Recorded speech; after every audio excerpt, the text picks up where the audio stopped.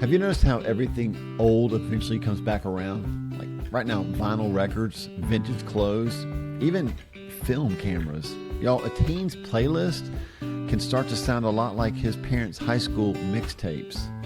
Turns out, retro's not just cool, it's grounding. People are tired of disposable and digital everything. They're craving something that feels real, something that lasts. And here's what I think. The same thing that makes someone buy a record player might also make them walk through the doors of a church that's been around longer than their Spotify playlist. Could it be that the most attractive thing we offer the next generation isn't our novelist and newest ideas, but our oldest treasures? Welcome to episode 55 of the Reluctant Leader podcast. I'm your host, Paul Jenkins, and today, that's what I want to spend a few minutes talking about. How a younger generation is looking for authenticity in places that might surprise us. So Jeremiah 6:16 talks about the ancient past. The prophet Jeremiah said this: "Stand at the crossroads and look, ask for the ancient past and where the good way is and walk in it, and you will find life." Notice that he doesn't say invent a new path or, like pave over the old one. He actually says to rediscover it. So ancient doesn't mean outdated. It means tested, proven, faithful. And young people, believe it or not, aren't always looking for what's new. Sometimes they're desperate for what's true. That's why you'll see 20-somethings flocking to churches where prayers and practices have been handed down for centuries. So we got to redig the wells. Genesis chapter 26 talks about Isaac redigging the wells that had been filled in after his father Abraham died. He doesn't just strike out to dig brand new wells. He uncovered the old ones. I think a lot of churches today are trying to just invent new wells, but many of the old ones still have water in them, and wells of prayer and scripture reading, wells of hymns and sacraments. And sometimes they've been neglected. Sometimes they're clogged up by busyness or conflict. But listen, they're still there.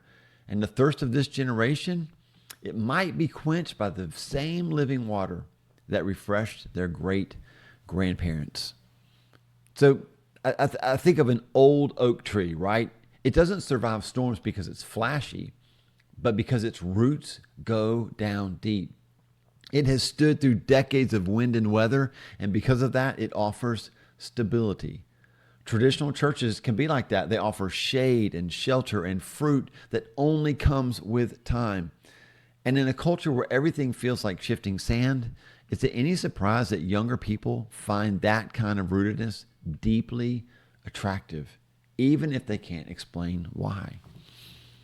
So where does that leave people like maybe you or me? You're thinking, that's great, but my church is barely even a teenager. I get it. Our church is only 14 years old. But here's the thing. You don't have to be ancient to be rooted.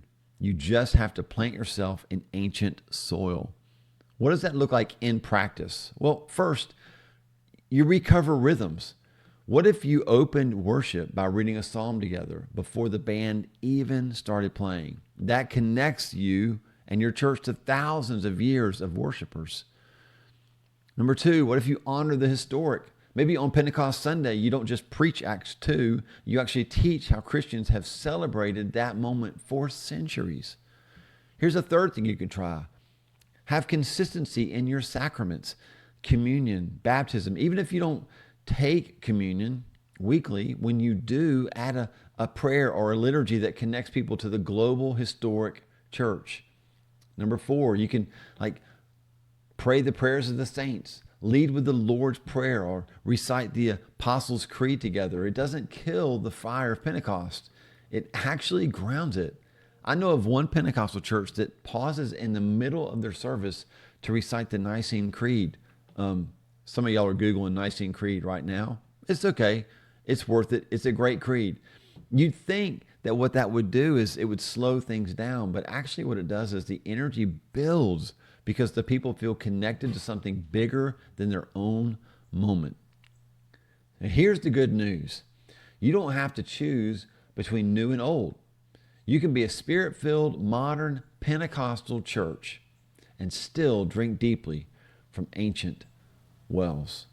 To my friends in traditional churches, don't apologize for your age. Your rootedness is your gift. You may be holding exactly what the younger generation is looking for. And to my fellow pastors in newer churches that might not seem quite as traditional, don't overlook the treasures of the past. You can borrow them.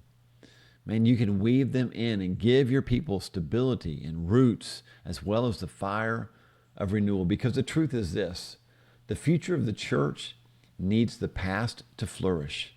And maybe the most countercultural, attractive thing we can offer to the next generation isn't a brand new idea, but an ancient living well.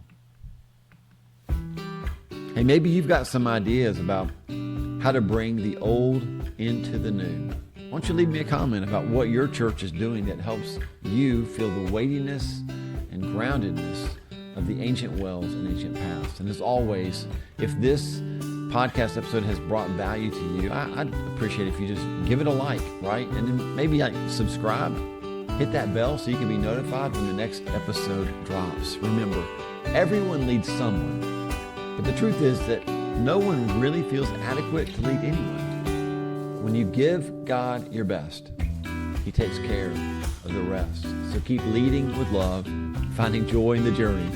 I'm cheering you